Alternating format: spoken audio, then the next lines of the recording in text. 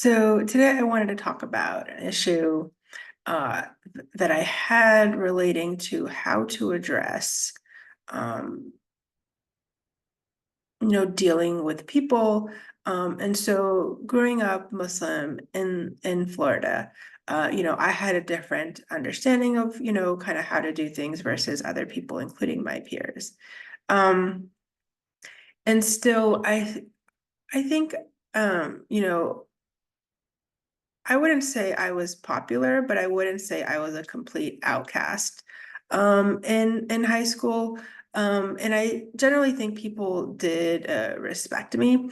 And the reason for that was a couple of things.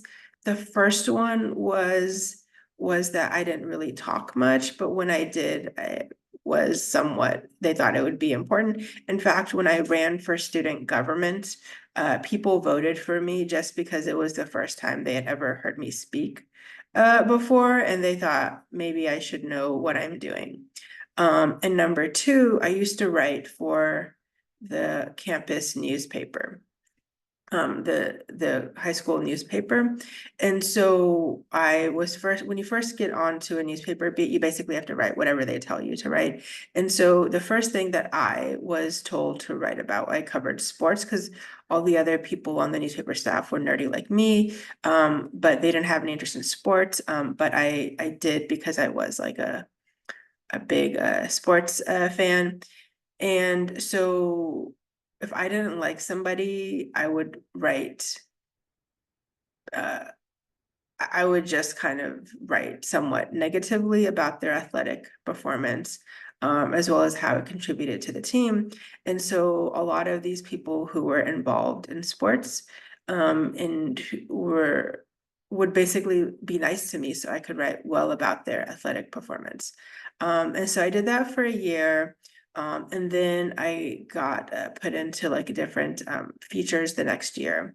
And the year after, uh, I was writing, not only for this high school paper, I was also writing for the campus paper, the city newspaper, the Orlando Sentinel, at the same time. And so what happened was I was reading some article in Time magazine, and like a lot of things, it just kind of ticked me off. And so the I went and wrote a letter to the editor, and then I sent it to Time Magazine. And then Time Magazine actually published the article at the top page of its letterhead. And so my editor-in-chief at the time, who was like me, also read Time Magazine, was like really impressed that one of his junior writers, editors, was featured in Time magazine at like just 16 or like in 1994 or 1996, in an article, and and so that basically, like him seeing that basically sealed the deal for me to become the editor-in-chief the year after of the campus newspaper. And so when I was on the campus newspaper staff, I would basically just kind of focus on doing my campus newspaper, my newspaper stuff. I also, I did not really study too hard in high school. Like I didn't really worry about getting the best grades in high school because I knew if I put in like a minimal amount of effort, I would probably get relatively good grades, maybe not the best grades. I also felt there was like a high degree of racism in my high school and middle school because of just by the fact of being Muslim. In fact, before I had even started, there had been a Muslim student who had gotten the highest grades in the class, and he was not selected as the valedictorian. Then his parents went and got a lawyer, and then they said that, oh, we made a mistake. And then instead of having, because they don't want to spotlight him, they ended up having five valedictorians instead.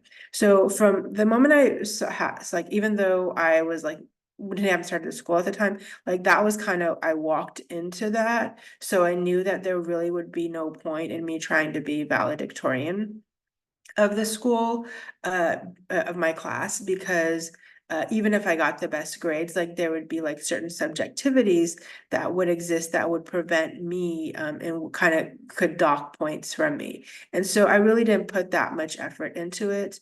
And I even had a friend that told me, oh, you know what, if you studied, if you actually paid attention or did the work, you would get better grades than Jill. But I was like, no, I don't really want to get better grades. I just want to be able to do my newspaper stuff or whatever. And so while I was doing that, I spent a lot of time with that, doing the newspaper stuff. And so I ended up having to also spend time with some of the other newspaper people on the staff, along with the editing processes that are involved with the newspaper. And so I ended up having to spend a lot of time with the layout editor.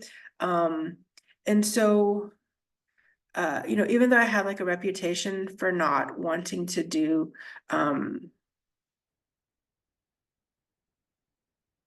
to kind of hang out. Like I even had another one of my friends tell me, oh, Nadia, do you even know what fun is? Like you don't like having fun or hanging out. And I was like, no, I think my fun is just kind of like doing the writing work or doing whatever else I want to do. Um, and I think part of that is because I'm like a deep introvert and like I could hang out with people for some bit of time, but I think overall, like I don't find it beneficial to me, and more irritating, just drains a lot of my energy. And so what happened was, because I had to spend time with the layout editor decided that it was okay to ask me to prom. And this was like, I was like completely shocked by this, that he would think that, and this was also, so not only he was like a year younger than me. And so this is like really bad to ask out somebody who's like a year older than you, to prom, and then especially a Muslim person, especially thinking that they're going to say yes. And so like I just looked at him and was like, no. And then and that I thought that would be the end of the conversation. He's like, why not? And then I was like, no. And then that was the end of the conversation. And then I kind of limited the time that I would kind of spend with him. But I also kind of realized is that a lot of times it's hard for people just to say no to something. And this is something I also suffer from, but in a different context, in the sense that I take on too many assignments or projects than I can perhaps handle at times. But I think this is also important to kind of show is that it's perfectly okay to be able to do a lot of what you want to do in the world without having to meet other people's expectations. And so as you know, I also have two girls and a son. And so as they're kind of like growing up, like I feel that, they're gonna also kind of be thinking about, what it's like to have different types of things to deal with, like, as being Muslims in the West. But I feel like I was able to navigate it with somewhat of dexterity. So anyway, the reason why I wanted to share all that story with you is the guy who had asked me out to prom, or say stupid enough to ask me out to prom. He had said at some point, that, oh, I should just write down things like what I'm thinking about things like, and I was like, no, who would care about what I'm thinking? And he said, no, you should just write down what you're thinking. Like you could just call it Nadia's notes or something. And I was like, no, that's just a bad idea. But maybe it actually wasn't a bad idea.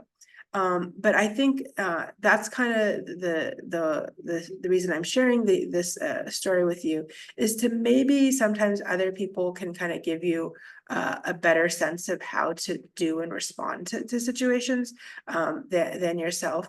And at the same time, I'd also note, like I was watching this some like either YouTube short or TikTok video yesterday. And it was like the average IQ of the normal person is like 93, 94, 95, which I don't think is true. But kind of just thinking that even if it's like somewhat like it is somewhat true, then like the above average IQ is like 120 or something like that. Or and then, for example, if people are operating at like a higher level of understanding and perception, it really makes it difficult to operate at this, like being at a high functioning capacity, when people have like maybe 2/3 the brain capacity that they do, and being able to process and think through information. And so how do you actually do, like, how do you how do you work through that iteration process is something that I think a lot of people struggle with, is how do you translate an idea into something that is doable?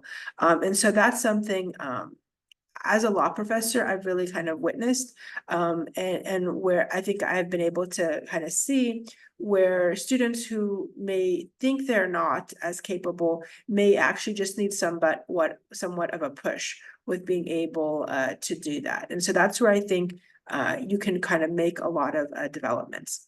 And so catch us next time for our next episode.